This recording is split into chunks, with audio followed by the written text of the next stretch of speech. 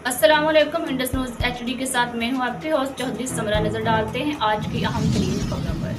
EOBI pensioners welfare association EPWA के general secretary अलमदार रज़ा की peoples party के मरकजी रहनुमा और सेनेटर मसरूर अहसन से मुलाकात। अलमदार रज़ा ने EOBI पेंशनर्स का पैगाम पहुंचाया, जिस पर सेनेटर मसरूर अहसन ने सेनेट इजलास में EOBI सोशल पेंशनर्स की भरपूर नुमाइंदगी करते हुए हुकूमत को बावर करवाया कि मुल्क में प्राइवेट सेक्टर के मुलाजिमीन भी इस मुल्क का हिस्सा है और 1976 के एक्ट के मुताबिक EOBI पेंशनर्स के साथ भी इंसाफ के तकाज़े पूरे किए जाएं। मुलाहिजा कीजिए कि मैं आपसे गुजारिश करना चाहता हूं कि हमारे 80 मिलियन वर्कर्स जो कि इस मुल्क की सनतों का पहिया चलाते हैं, ज़राअत को चलाते हैं, प्राइवेट काम करते हैं, उन सारे 80 मिलियन वर्कर्स को इस सारे मामला से अलग कर दिया गया है। उनके बारे में कोई बात नहीं रखी गई इस बजट में।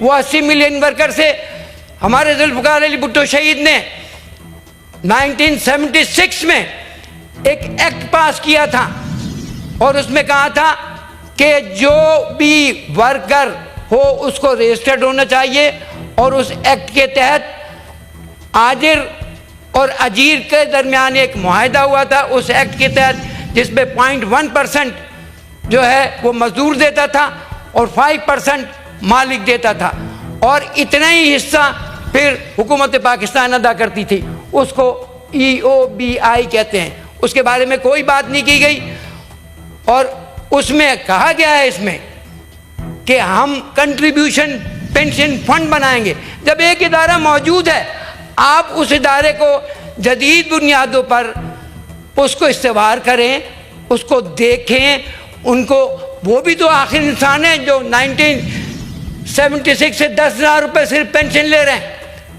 उनकी पेंशन में तो कोई इजाफा नहीं किया जाता, वो तो वैसे ही उसी हालत में है।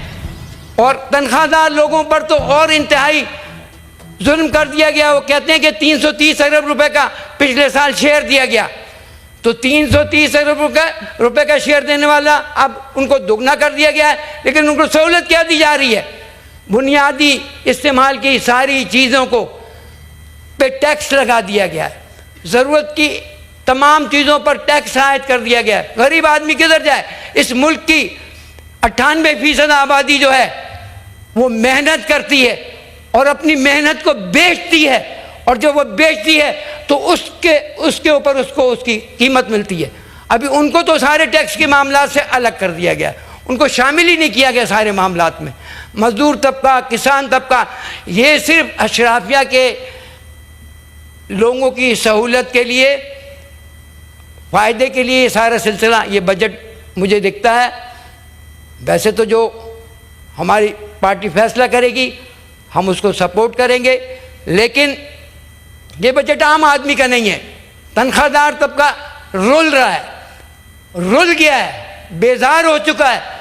उसको खाने पीने की चीज़ नहीं है, 18%।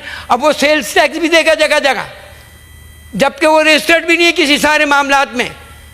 तो बराए मेहरबानी इन सारी चीज़ों को देखें, और इसके लिए ज़रूरत है कि ऑपोजिशन वाले भी हमारे साथ मिलकर बैठे, मुनाफकत नहीं करें।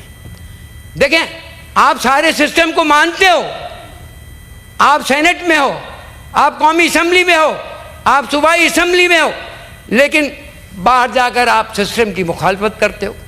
तो भाई, हम सियासी लोग अगर आपस में मिलकर बैठेंगे और एक लाए अमल बनाएंगे तो मुल्क बेहतर तरीके से आगे जा सकता है और एक अच्छा पाकिस्तान का मुस्तकबिल हो सकता है। शुक्रिया।